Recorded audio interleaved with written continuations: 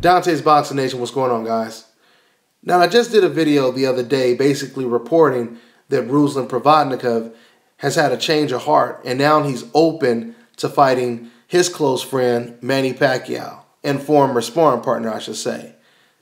Now, what I find interesting about this situation is, in the past, all of the interviews that Ruslan did before, he would always say, I'm not going to fight Manny Pacquiao because he's my friend.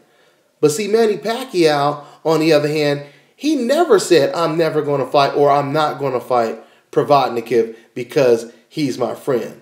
So as you guys can see, the feelings were never really mutual when it comes to that type of agreement. So that kind of told you something right there, that it was possible that these guys could face each other if neither one of them are afraid to face each other, which I don't really think that they are.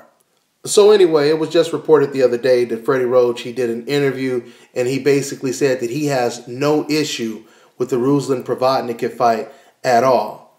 Freddie Roach will go on to basically say Manny Pacquiao and Provonikov, they're friends, but things like this happen in the sport.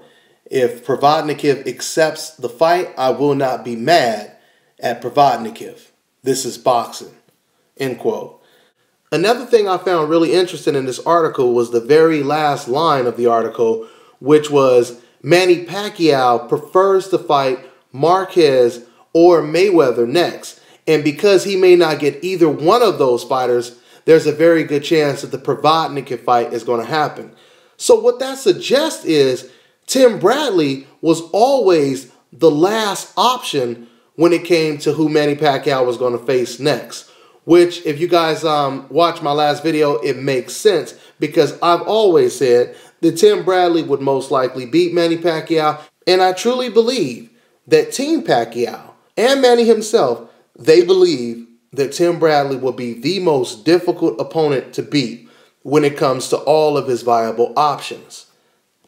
I told you guys in my very last video that if I was advising Manny Pacquiao, I would tell him to avoid Tim Bradley like the plague because he is the most dangerous opponent for Manny Pacquiao outside of Floyd Mayweather. Now, like I said, below Tim Bradley, the next most dangerous opponent would be Provonikov. You know, it's really an uphill battle right now for Manny Pacquiao, like I said, because you guys have to understand something. I told you guys this before. The truth is the truth. And the truth is, Manny Pacquiao, since he's come to the welterweight division, the majority of fighters that he faced, they all came off of either a loss or a knockout loss. If you think about it, the only two fighters that he fought that weren't coming off of losses, he actually lost to them, okay? He got knocked out by Marquez. He had a third controversial win over Marquez, and he lost to Tim Bradley. Now, like I said before, regardless of who you thought won the Tim Bradley fight, that part is irrelevant. It's fine if you say Tim Bradley won. You could say, it's fine if you say Manny Pacquiao won. That's completely fine. The bottom line is, even if you say Manny Pacquiao won that fight, you would have to admit that he struggled against a guy with a broken ankle, and not only a guy with a broken ankle, but by Manny Pacquiao fans' own admission, a guy who had no power. And just keep in mind, guys, like I said, when it comes to people talking about Tim Bradley running, when Tim Bradley broke his ankle, which I believe was the third or fourth round, from the fourth round all the way to about the ninth round, Bradley was totally flat-footed right in front of Manny Pacquiao. Okay? He didn't start moving on his feet until the championship rounds, which are the rounds that he actually won decisively. Now listen though, to Manny Pacquiao's defense, I do want to say this. I do agree with the Manny Pacquiao fans that say, you know, Tim Bradley breaking his ankle, it did have a lot to do with Manny Pacquiao. It was because of Manny Pacquiao that Tim Bradley broke his ankles. And it's kind of funny when you think about it because, you know, the saying in basketball, when you juke somebody and you basically say you broke their ankles, that is kind of what Manny Pacquiao did to Tim Bradley. You know, he was hitting him with all these angles, throwing punches at the same time, and that did cause Tim Bradley to injure his ankle. So if we give Manny Pacquiao credit for crippling Tim Bradley, then that means we have to really give Tim Bradley credit for standing right in front of Manny Pacquiao, fighting his fight, not running. For, like I said, at least a good 5 rounds straight, Tim Bradley was standing right in front of Manny Pacquiao, going toe-to-toe with him. And like I said, there were times when they were going toe-to-toe where Tim Bradley was pushing Pacquiao back and Pacquiao was moving around the ring. And then there was also a lot of times where Manny Pacquiao was doing a lot of holding in the fight. And I mean a lot of holding. You know, I have all the clips. And like I said, you know, one of these days I'm going to make a video on my other channel and show you guys some of the footage because, of course, pictures say 1,000 words. So you guys really understand the point that I'm making right now.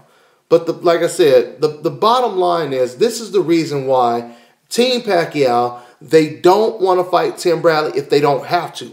If they have to do it, they will do it. But that's not their #1 pick. Like I said, if you just go back and you look at the history of Manny Pacquiao versus Tim Bradley, like I said, right after the first fight, Manny Pacquiao, he wanted no rematch with Tim Bradley. He did not want the rematch. And you guys can go back to my old channel on Dante562 or now as Dante Williams. And basically, I have the actual ESPN interview where Manny Pacquiao is saying, no, I have no interest in that fight. Everyone knows I won. There's better fights out there, etc., etc. Okay? He completely avoided a Tim Bradley rematch. And then soon as Tim Bradley did not look that great against Provonikov, that's when Marquez and Manny Pacquiao start playing tug of war with Tim Bradley, trying to get him in the ring, offering him more money. Like I said, I had a debate with someone on YouTube, another user who was another uploader who was basically saying that you know, the only reason why Manny Pacquiao doesn't want that fight because there's no money in the fight. But like I said, that was proven to be a lie because Manny Pacquiao offered Tim Bradley way more money to try to get him in the ring before Marquez got him in the ring. All right. And now, since Tim Bradley has looked magnificent against Juan Marquez, now once again, Manny Pacquiao and Team Pacquiao, they are not too quick to take that challenge of the Desert Storm, Tim Bradley. And speaking of Tim Bradley and all of the welterweights right now, this is the reason why I'm really looking forward to having Sean Porter on my radio show as a guest. Because for those of you guys who don't know, Sean Porter, he was the main sparring partner for Manny Pacquiao for quite some time. He was the chief sparring partner when Pacquiao was preparing for Shane Mosley, and I believe he was a chief partner. He was a chief sparring partner when Pacquiao was preparing for Tim Bradley.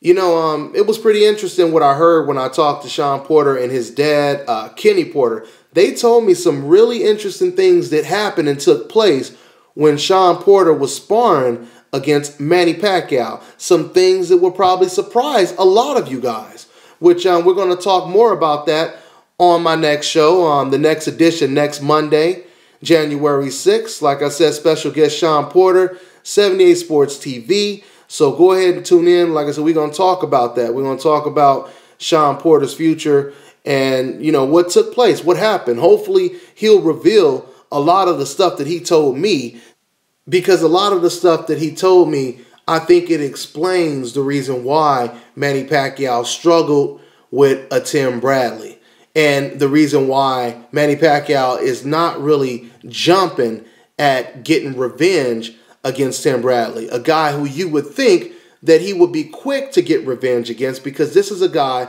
who he lost to. Like I said, regardless if we think that Pacquiao got robbed, he has an L on his record, and Tim Bradley has a 0 on his record, which, you know, basically says that he's still undefeated.